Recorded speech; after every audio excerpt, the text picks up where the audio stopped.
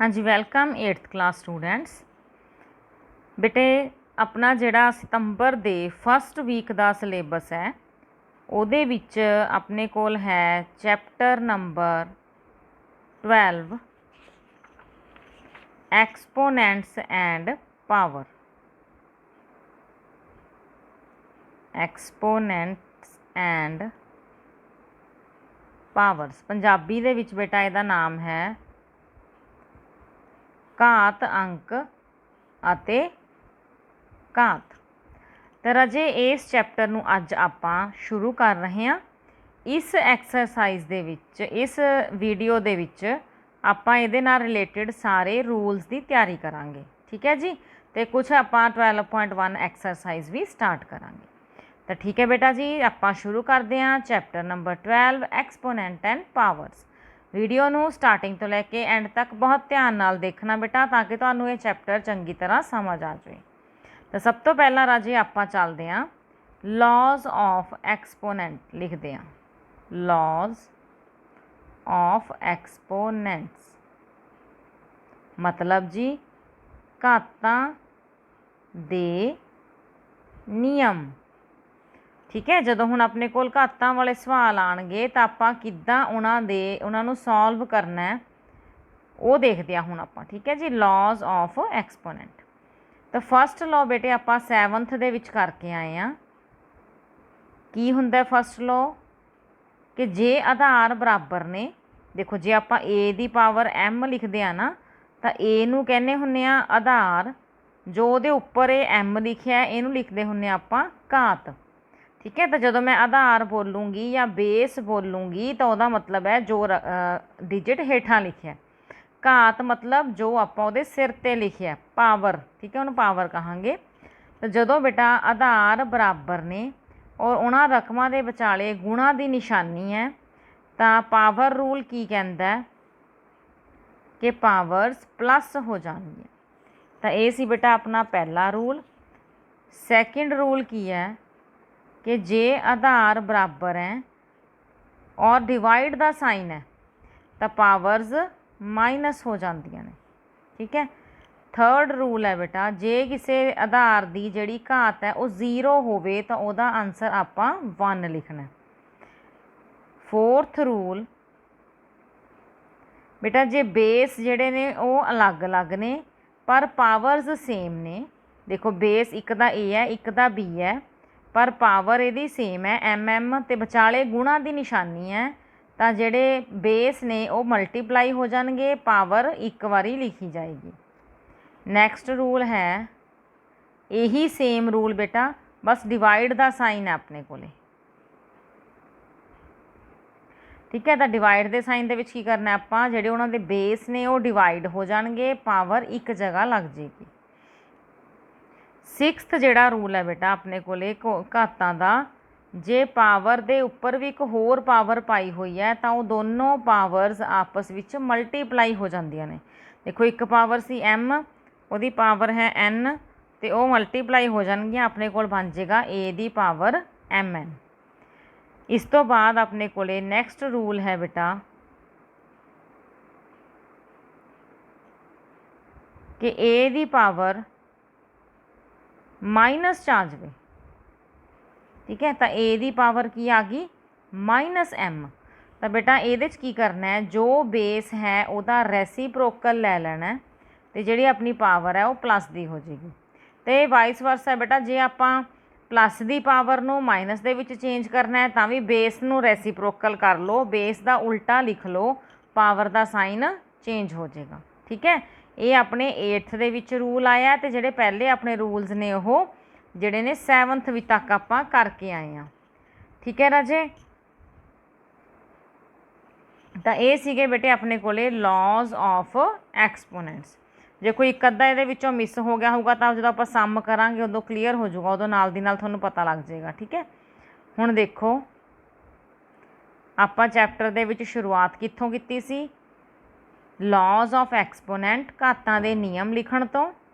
सब तो पहला आपां समझिया आधार किहनूं कहने आ, घात किहनूं कहने आ। फिर आपां इहदे रूल्स लिखे ने, 7 रूल्स लिखे ने, तो याद किवें करने ने कि a ਦੀ ਪਾਵਰ m ਇੰਟੂ a ਦੀ power n is equal to a ਦੀ ਪਾਵਰ m ਪਲੱਸ n। ਜਾਂ ਫਿਰ ਇਹਨੂੰ ਇੱਦਾਂ ਪੰਜਾਬੀ ਦੇ ਵਿੱਚ ਯਾਦ ਰੱਖ ਲਓ ਵੀ ਜੇ ਆਧਾਰ ਬਰਾਬਰ ਹੈ ਅਤੇ ਗੁਣਾ ਦੀ ਨਿਸ਼ਾਨੀ ਹੈ ਵਿਚਾਲੇ ਤਾਂ ਆਪਾਂ ਪਾਵਰਸ ਨੂੰ ਪਲੱਸ ਕਰ ਦੇਣਾ। ਜੇ ਆਧਾਰ ਬਰਾਬਰ ਹੈ ਵਿਚਾਲੇ ਭਾਗ ਦੀ ਨਿਸ਼ਾਨੀ ਹੈ ਡਿਵਾਈਡ ਦੀ ਨਿਸ਼ਾਨੀ ਹੈ ਤਾਂ ਜਿਹੜੀਆਂ ਪਾਵਰਸ ਨੇ ਉਹ ਮਾਈਨਸ ਹੋ ਜਾਣਗੀਆਂ। ਜੇ ਉਹਦੀ ਪਾਵਰ ਕਿਸੇ ਵੀ ਆਧਾਰ ਦੀ 0 ਹੈ ਤਾਂ ਆਪਣਾ ਆਨਸਰ 1 ਆ ਜਾਏਗਾ। ਠੀਕ ਹੈ, ਤਾਂ ਇੱਦਾਂ ਆਪਾਂ ਇਹ 7 ਰੂਲਸ ਲਿਖੇ ਨੇ। ਹੁਣ ਆਪਾਂ ਸ਼ੁਰੂਆਤ ਕਰਦੇ ਹਾਂ ਐਕਸਰਸਾਈਜ਼ 12.1 ਦੀ।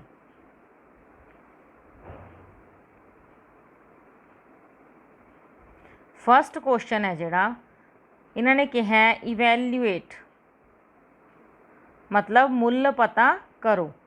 ਫਸਟ ਸਮ ਕੀ ਹੈ ਫਸਟ ਦਾ 3 ਦੀ ਪਾਵਰ -2 ਹੈ। ਤਾਂ ਰਾਜੇ ਦਿਮਾਗ ਦੇ ਵਿੱਚ ਇਹ ਗੱਲ ਹਮੇਸ਼ਾ ਯਾਦ ਰੱਖੋ ਕਿ ਜਦੋਂ ਨੈਗੇਟਿਵ ਪਾਵਰ ਹੁੰਦੀ ਹੈ ਤਾਂ ਉਹਨੂੰ ਆਪਾਂ ਨਹੀਂ ਖੋਲ ਸਕਦੇ। ਠੀਕ ਹੈ, ਹੁਣ ਤੁਸੀਂ ਕਹੋ 3 ਦੀ ਪਾਵਰ -2 ਆਪਾਂ 3 ਨੂੰ 2 ਵਾਰ ਲਿਖ ਦਾਂਗੇ ਨੋ। ਠੀਕ ਹੈ, ਜਦ ਤੱਕ ਪਾਵਰ ਪਲੱਸ ਦੀ ਨਹੀਂ ਹੁੰਦੀ ਆਪਾਂ ਉਹਨੂੰ ਉਹਦਾ ਵਿਸਤ੍ਰਿਤ ਰੂਪ ਨਹੀਂ ਲਿਖ ਸਕਦੇ, ਉਹਨੂੰ ਐਕਸਪੈਂਡ ਨਹੀਂ ਕਰ ਸਕਦੇ ਰਕਮ ਨੂੰ। ਠੀਕ ਹੈ, ਤਾਂ ਪਹਿਲਾਂ ਇੱਥੇ ਰੂਲ ਲਗਾਓ। ਕੀ ਰੂਲ ਹੈ ਕਿ ਜੇ ਮੈਂ 3 ਨਹੀਂ ਲਿਖਤਾ, ਰੂਲ ਲਿਖਣਾ ਸੀ ਇੱਥੇ। ਜੇ a ਦੀ ਪਾਵਰ -m ਹੈ ਤਾਂ ਉਹਨੂੰ 1/a ਕਰੋ, ਫਿਰ ਪਾਵਰ ਕੀ ਹੋ ਜਾਏਗੀ ਪਲੱਸ ਦੀ। ਤਾਂ ਆਪਾਂ ਇਹ ਰੂਲ ਅਪਲਾਈ ਕਰ ਰਹੇ ਹਾਂ। 3 ਹੈ ਤਾਂ 3 ਦਾ ਰੈਸੀਪ੍ਰੋਕਲ ਕੀ ਹੋ ਜਾਊਗਾ 1/3 ਅਤੇ ਪਾਵਰ ਇਹਦੀ ਕੀ ਹੋ ਜਾਊਗੀ ਪਲੱਸ। ਹੁਣ 1/3 ਨੂੰ ਕਿੰਨੀ ਟਾਈਮਸ ਲਿਖਣਾ ਜੀ 2 ਟਾਈਮਸ, ਕਿਉਂਕਿ ਪਾਵਰ ਕਿੰਨੀ ਹੈ 2। ਤਾਂ ਇਹ ਹੋ ਗਈਆਂ ਆਪਣੇ ਕੋਲ ਭਿੰਨਾਂ, ਇਹਨਾਂ ਦਾ ਗੁਣਾ ਕਰ ਲਓ 1 ਏਕਮ 1 3 ਤੀਏ 9। ਇਹ ਆਪਣੇ ਪਹਿਲੇ ਸਮ ਦਾ ਕੀ ਆ ਜਾਏਗਾ ਆਨਸਰ।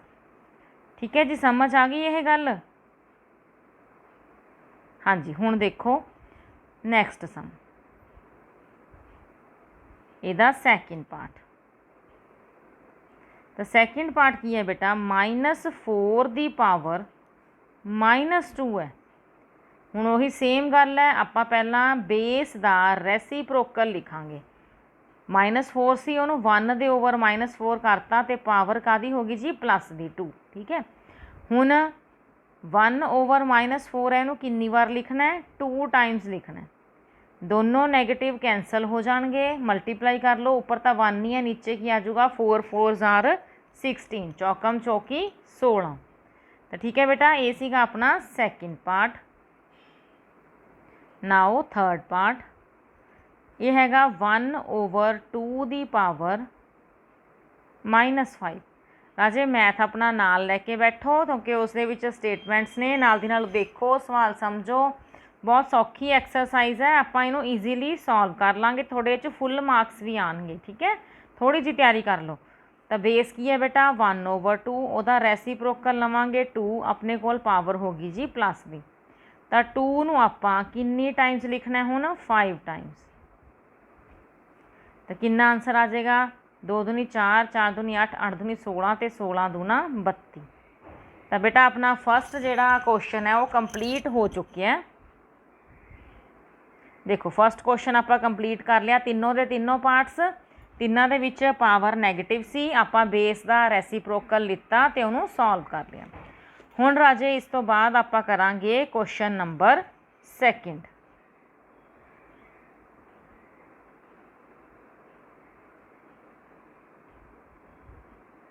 ਹਾਂਜੀ ਰਾਜੇ, ਸੈਕਿੰਡ ਕੁਐਸਚਨ ਸ਼ੁਰੂ ਕਰਦੇ ਹਾਂ। ਫਸਟ ਪਾਰਟ, ਪਹਿਲਾਂ ਇਹਦੀ ਸਟੇਟਮੈਂਟ ਦੇਖੋ। ਇਹਨੇ ਕਿਹਾ ਸਿੰਪਲੀਫਾਈ मतलब सरल करो। सिंपलीफाई इत्थे आई आएगा,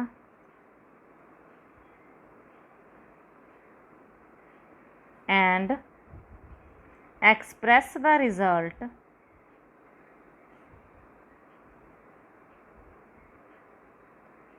इन पावर नोटेशन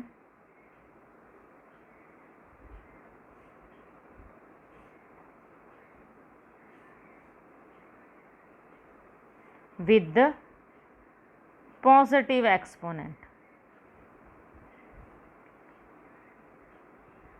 ਤਾਂ ਬੇਟਾ ਪੰਜਾਬੀ 'ਚ ਇਸ ਸਮ ਦਾ ਮਤਲਬ ਕੀ ਹੈ ਕਿ ਜਿਹੜਾ ਤੁਹਾਨੂੰ ਸਮ ਦਿੱਤਾ ਹੋਇਆ ਉਹਨੂੰ ਸੋਲਵ ਕਰੋ, ਪਰ ਆਨਸਰ ਨੂੰ ਪਾਵਰਾਂ ਦੇ ਵਿੱਚ ਹੀ ਰੱਖਣਾ ਹੈ। ਪਾਵਰ ਕਿਸ ਤਰ੍ਹਾਂ ਦੀ ਹੋਣੀ ਚਾਹੀਦੀ ਹੈ ਪਲੱਸ ਦੀ। ਤਾਂ ਮੈਂ ਫਸਟ ਸਟੇਟਮੈਂਟ ਲਿਖ ਲਈ ਬੇਟਾ, ਇਹਨੂੰ ਸੋਲਵ ਕਰਦੇ ਹਾਂ ਜੀ। ਦੇਖੋ ਕਿਹੜਾ ਰੂਲ ਲੱਗ ਰਿਹਾ ਹੈ, ਆ ਬੇਸ ਨੇ, ਬੇਸ ਸੇਮ ਨੇ, ਵਿਚਾਲੇ ਡਿਵਾਈਡ ਦਾ ਸਾਈਨ ਹੈ। ਤਾਂ ਰੂਲ ਕੀ ਕਹਿੰਦਾ ਹੈ ਕਿ ਇਹਨਾਂ ਦੀਆਂ ਪਾਵਰਸ ਨੂੰ ਮਾਈਨਸ ਕਰ ਦਿਓ। ਨਾਲ ਦੀ ਨਾਲ ਰਾਜੇ ਰਾਈਟ ਸਾਈਡ 'ਤੇ ਕਾਰਨ ਵੀ ਲਿਖ ਦਿਆ ਕਰੋ, a ਦੀ ਪਾਵਰ m ਡਿਵਾਈਡ a ਦੀ power n is equal to a ਦੀ ਪਾਵਰ m ਮਾਈਨਸ n। मतलब रूल नाल लिख दिया करो, ठीक है। -4 की पावर कितनी रहेगी, देखो 5 चों आप 8 घटा रहे हैं तो आऊगा तो 3 पर माइनस का, क्यों, क्योंकि 8 वड्डा है तो आप निशानी तो वड्डे अखर की लगानी होंदी है। हुण देखो जी उन्हें कहा सी आंसर नूं रखना तो पावर च ही है, पर पावर प्लस की होनी चाहिए है। तो इत्थे आपां किहड़ा रूल लगा लिया कि जे नैगेटिव पावर है आपां बेस नूं उल्टा लिया तो पावर की होगी जी प्लस की। ठीक है, सौखा ही समझ आ गया तुहानूं ये क्वेश्चन। देखो दोबारा पापा ने क्वेश्चन दिता होया सी, सब तो पहला आपां उहदे विच रूल पछाणे आ कि आधार बराबर है, डिवाइड दा साइन है तो पावर्स नूं माइनस करना है। पावर्स नूं माइनस करता पर पावर काहदे विच आई है, नैगेटिव आई है। क्वेश्चन की जिहड़ी स्टेटमेंट सी वो आपां नूं कह रही सी कि पावर नोटेशन च लिखना है पर विद पॉजिटिव एक्सपोनेंट। तो आपां की करिया, बेस नूं रेसिप्रोकल कर लिया तो पावर अपनी प्लस की हो गई। ठीक है राजे, समझ आ गया। हुण आपां इसदा सैकेंड पार्ट करते हैं। 1/2 के उपर पावर 3 लिखी हुई है तो ब्रैकेट के बाहर पावर 2 लिखी हुई है। तो किहड़ा रूल लग्या इहदे विच राजे, पावर दे सिर ते एक होर पावर सी तो अपना रूल कहंदा सी दोनों नूं मल्टीप्लाई कर दो। तो इत्थे भी तो पावर एक 3 है एक 2 है तो उन्हां पावर्स नूं मल्टीप्लाई कर दो। तो अपने को फाइनली आंसर की आ जाएगा 1/2 की पावर 6। देखो इन्हूं कुछ भी करन दी लोड़ नहीं क्योंकि पावर प्लस दी हुई आई है। अपना सम भी यही सी कि पॉजिटिव एक्सपोनेंट बना के छड्डना, आपां सॉल्व नहीं करना उन्होंने अगे। तो पॉजिटिव एक्सपोनेंट आ गया 6। ठीक है जी, रूल याद होणगे बेटा फिर तो ये क्वेश्चनस बहुत सौखे ने। अगे देखो थर्ड पार्ट, -3 की पावर 4 मल्टीप्लाई 5/3 की पावर 4। किहड़ा रूल लग रहा है बेटा, a की पावर m इंटू b की पावर m। देखो इन्हां दे बेस तो दोनों के अलग अलग ने बट पावर्स सेम ने। तो रूल की कहता है कि जे मल्टीप्लाई है तो बेस मल्टीप्लाई हो जाएंगे, पावर सिंगल टाइम लग जाएगी। ये अपना रीजन सी। तो -3 इंटू 5/3 आप बेस की मल्टीप्लाई कर ली तो पावर एक सिंगल टाइम यूज़ कर ली। हाँ जी, हुण इहनूं अगे सॉल्व करना है। 3 नाल 3 कैंसल हो गया, 3 के टेबल ते 3 1 ते आउंदा ना, तो अपने को ब्रैकेट के अंदर बचे माइनस का 5 तो वही पावर हैगी है जी 4। यही आंसर है क्योंकि अपनी पावर पॉजिटिव ही आई है। ठीक है, तो आंसर पॉजिटिव पावर दे विच ही छड्डण लई कहा गया सी। Okay, now next question, fourth part, important question है।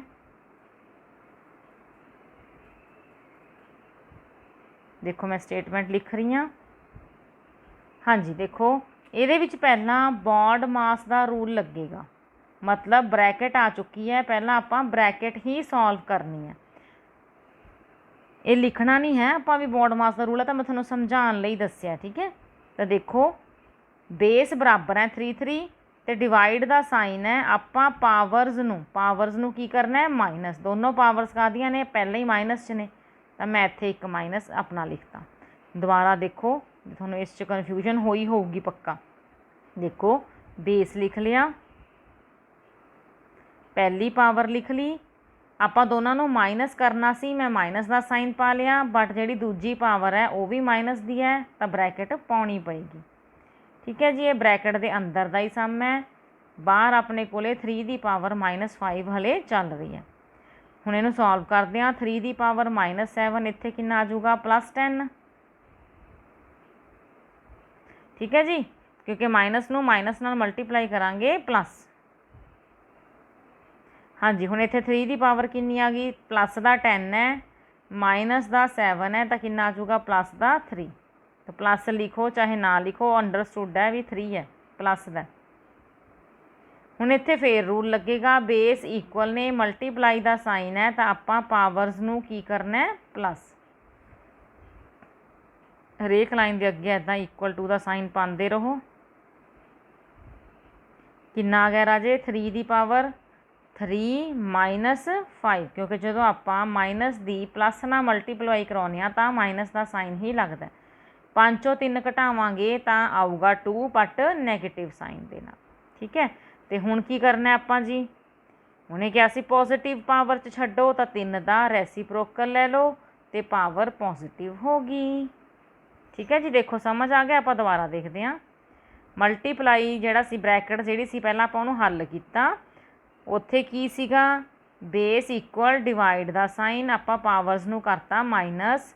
ਪਾਵਰਸ ਨੂੰ ਮਾਈਨਸ ਕਰਨ ਤੋਂ ਬਾਅਦ ਜਦੋਂ ਆਨਸਰ ਬਣਿਆ ਤਾਂ ਫੇਰ ਰੂਲ ਲੱਗ ਰਿਹਾ ਸੀ, ਦੁਬਾਰਾ ਰੂਲ ਲਗਾਤਾ ਤਾਂ ਆਪਣੇ ਕੋਲ ਜਿਹੜਾ ਆਨਸਰ ਆਇਆ ਉਹ ਨੈਗੇਟਿਵ 'ਚ ਆਇਆ ਅਤੇ ਉਹਨੂੰ ਆਪਾਂ ਬੇਸ ਦਾ ਰੈਸੀਪ੍ਰੋਕਲ ਲੈ ਕੇ, ਆਧਾਰ ਦਾ ਉਲਟਾ ਲੈ ਕੇ ਪਲੱਸ ਕਰਤਾ।